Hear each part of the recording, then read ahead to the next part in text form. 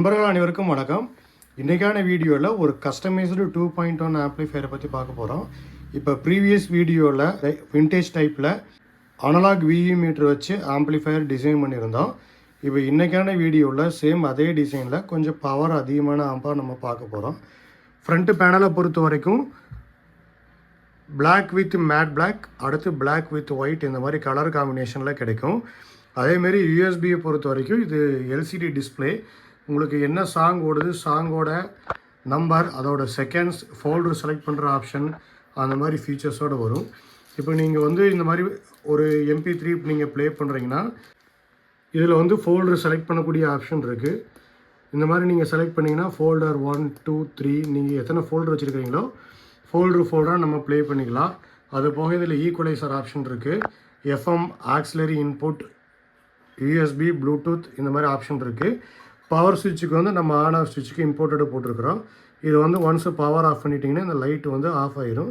Power on ஆகிறப்போ இந்த red colour லைட்டுங்கிற light glow ஆகும். இது சுவிட்ச் இம்போர்ட்டடு நல்லா காஸ்ட்லி குவாலிட்டியாக இருக்கும்.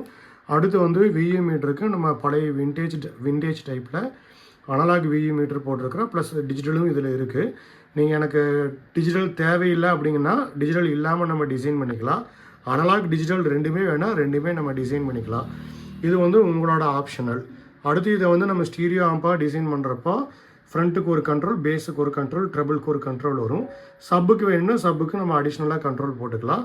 சப்பு இல்லாமல் ஸ்டீரியோ வேணாலும் நம்ம ஸ்டீரியோ டிசைன் பண்ணிக்கலாம்.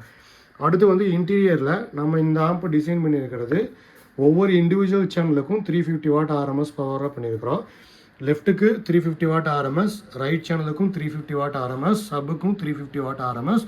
நம்மளோட 6 feet mono board, on board போட்டிருக்கிறோம்.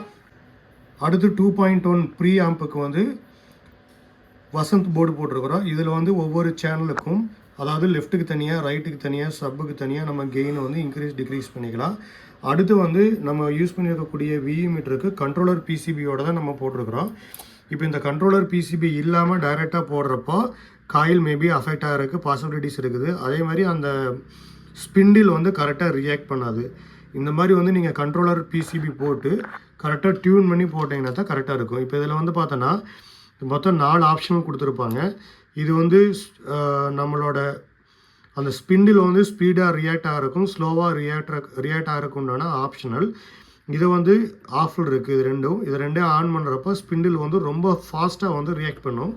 இது ரெண்டும் ஆஃப் பண்ணிட்டா நார்மலாக நம்மளோட வால்யூமுக்கு தகுந்த மாதிரி ஸ்லோவாக பார்க்குறதுக்கு நீட்டாக ரியாக்ட் பண்ணும்.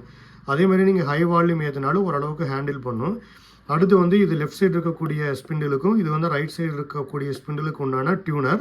இதை நம்ம டியூன் பண்ணுறது மூலமாக ஸ்பிண்டிலோட ரியாக்டை நம்ம மாற்றலாம்.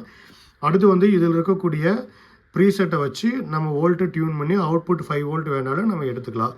இந்த மாதிரி நம்ம கண்ட்ரோலர் பிசிபி போட்டு போடுறப்ப தான் இதோட லைஃப் வரும். இந்த கண்ட்ரோலர் பிசிபி இல்லாமல் போடுறப்போ அது இந்த விஇ மீட்டருக்கு சேஃப்டி கிடையாது. அடுத்து ஒவ்வொரு இண்டிவிஜுவல் சேனலுக்கும், அதாவது 2.1 ப்ரீஆம்பை பொறுத்த வரைக்கும் இதில் யூஸ் பண்ணிக்கக்கூடிய ஐசி TLO84 யூஸ் பண்ணிக்கிறாங்க. லெஃப்ட்டில் இருக்கக்கூடியது பேஸ்டபிளுக்கும், ரைட்டில் இருக்கக்கூடியது சப்பு ப்ரீக்கும் போட்டிருக்கிறாங்க. இது லெஃப்ட்டுக்கு உண்டான கெயின் கண்ட்ரோல், ரைட் சேனலுக்கு உண்டான கெயின் கண்ட்ரோல், இது சப்புக்கு உண்டான கெயின் கண்ட்ரோல். அடுத்து இந்த செலக்டர் ஆப்ஷனில் 2 ஆப்ஷனும் கொடுத்துருப்பாங்க. ஒன்று சப்புக்கு டைரெக்டாக பைபாஸ் பண்ணி ஒரு ஆப்ஷனும், செகண்ட் அண்ட் தேர்டு கனெக்ட் பண்ணிங்கன்னா பிடி கண்ட்ரோலுக்குள்ளே வெளியில் போகிற மாதிரி ஒரு ஆப்ஷனும் கொடுத்துருப்பாங்க. இது டைரெக்டாக பிடி இல்லாமல் டைரெக்டாக போடுற மாதிரி நான் ஆப்ஷன் சூஸ் பண்ணியிருப்பேன். அடுத்து ஸ்பீக்கர் ப்ரொடெக்ஷன் போர்டுக்கும் நம்மளோட ஓன் போர்டு போட்டிருக்கிறோம். 5 ஆம்பியர் ரிலே, 3 ரிலே யூஸ் பண்ணியிருக்கோம். அடுத்து கெப்பாசிட்டருக்கு சாம்ஹா தான் போட்டிருக்கிறேன். மெட்டல் டயோடு 3 நிக்ஸ் 3510 மெட்டல் டயோடு போட்டிருக்கிறேன். டிரான்ஸ்ஃபார்மர் டைப் 16ல் 2.5 இன்ச் கோர். கூலர் ஃபேன் எல்லாமே 24 வோல்ட்டில் brushless stone pro cooler fan போட்டிருக்கிறேன். இது ஒரு கஸ்டமைஸ்டு ஆம்ப்ளிஃபையர். இதிலிருந்து பவரை நீங்கள் இன்க்ரீஸ் பண்ணி வேணாலும் நம்ம இன்க்ரீஸ் பண்ணி எடுத்துக்கலாம். அல்லது இதிலிருந்து நீங்கள் பவர் குறைச்சி பண்ணுற பார்த்தாலும் குறைச்சி பண்ணலாம். 2.1 வேணாலும் டிசைன் பண்ணிக்கலாம், அல்லது ஸ்டீரியோவாக வேணாலும் நம்ம டிசைன் பண்ணிக்கலாம். இது ஆம்ப்ளிஃபையரோட ரியர் வியூ. லெஃப்ட்டுக்கு speaker output, right speaker output, சப்வூஃபரோட ஸ்பீக்கர் அவுட்புட் எல்லாமே பனானா சாக்கெட்டில் கோல்டு பிளேட்டட் போட்டிருப்பேன். அடுத்து பவர் சப்ளைக்கு computer mains cord, AC cord கொடுத்துருக்குறேன். ஒரு 10 ஆம்ஸ் ஃபியூஸும் கொடுத்துருக்குறேன். அடுத்து இங்கே ஆக்சிலரி இன்புட் இருக்குது. எஃப்எம்க்கு தனியாக ஒயர் எடுத்துகிட்டு இருக்கிறேன். இது மீதி இருக்கிற ஹோல்ஸ் எல்லாமே நீட்டாக டஸ்ட் எதுவும் உள்ளே போகாத அளவுக்கு அதை க்ளோஸ் பண்ணியிருப்போம். இது நீங்கள் ஸ்டீரியோ வேணாலும் டிசைன் பண்ணிக்கலாம். 2.1 வேணாலும் டிசைன் பண்ணிக்கலாம். நம்ம சப்வூஃபர் போர்டுக்கு இதெல்லாம் ஹீட் சிங்க்லாம் பார்த்தீங்கன்னா 12 லீஃபில் ஹெவி ஹீட் சிங்க்கு தான் போட்டிருப்பேன். எல்லாமே ஹை கிரேட் ஹீட் சிங்க்கு தான் யூஸ் பண்ணுறேன். ஹீட் சிங்க்கு மட்டுமே உங்களுக்கு 1/2 கிலோ வரும். இதெல்லாம் இந்த மாதிரி உங்களுக்கு கஸ்டமைஸ்டு ஆம்ப்ளிஃபையர் வேணாலும் நீங்கள் டிசைன் பண்ணிக்கலாம்.